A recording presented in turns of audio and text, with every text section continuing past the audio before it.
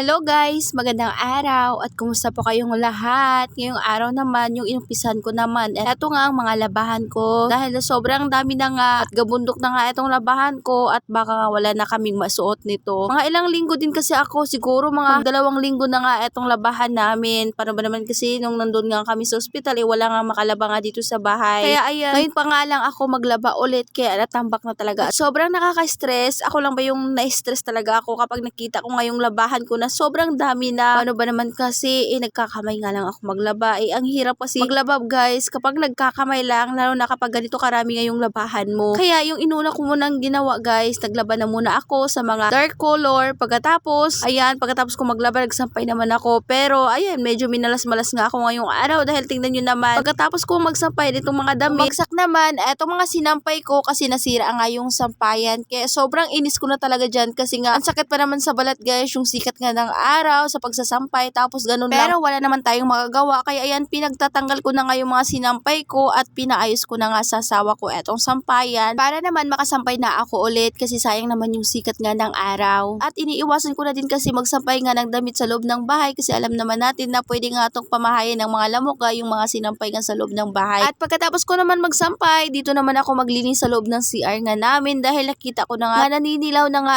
etong bowl nga sa CR. Kaya ayan guys, kinuskus ko na muna. At bago ko nga yan nilinisan guys, binabad ko na muna yan sa Zonrox at saka sa powder. Pagkatapos ko magsampay, kaya ayan, inasikaso ko na yung pagkukuskus niya para man matanggal naman yung mga naninilaw nga na nakadikit nga dito sa may bowl. Kaya ayan guys, sobrang pawis ko na talaga dyan, pero tinapos ko lang talaga yung mga gawin ko sa bahay bago nga ako maligo. At nung natapos na nga ako maglinis sa CR, nagpahinga lang ako saglit guys. Pagkatapos naligo naman ako at nagpahinga na nga ako dahil sobrang pagod ko na talaga niya. At fast forward naman tayo, kinabukasan na nga to. Yung sinunod ko naman guys na nilabahan, eto nga mga puti at saka yung mga light color. Inagahan ko talaga yung paglalaba ko niyan para maaga na nga ako matapos at makapagsampay kaagad ako dahil nga guys, sobrang init kasi kapag tanghali na nga ako magsampay. Pero kahit inumagahan ko na nga yung paglalaba ko, ay tanghali na pa rin ako natapos. Kaya ayan, sobrang init na naman yung pagsampay ko. Medyo matagal kasi ako matapos maglaba, lalo na kapag yung labahan ko, eto mga puti. Kasi nga, alam niyo naman yung mga damit nga ng bata,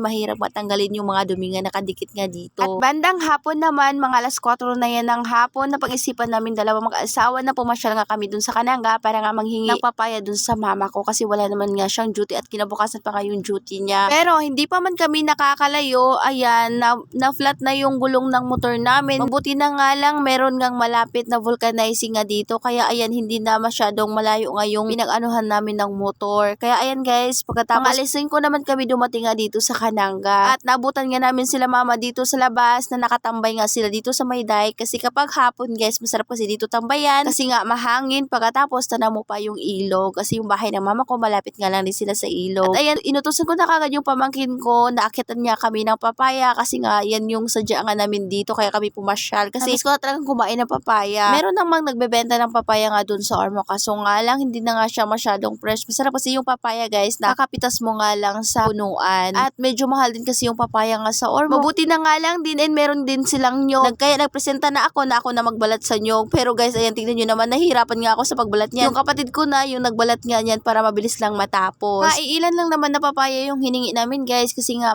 mga malalaki naman yon. Pagkatapos 2 nyog ngayong pinadala ng mama ko. Kukuha pa sana kami ng puso nga ng saging kaso nga lang medyo gabi na nga at hindi kasi kami pwedeng magtagal dahil papainumin pa nga namin ng gamot si Yana at saka si Mark James at si Cheryl naman sa ubo niya. Kaya pagdating namin dito sa bahay, niluto kaagad namin yung hiningi namin na papaya at bumili lang kami guys ng kaunting manok para nga isasahog nga dito. At ayan, luto ng ating ginataang papaya. Kain po tayo guys. Thank you Lord sa lahat ng blessing at yan lang muna for today's video. Maraming salamat po sa inyong panonood. God bless.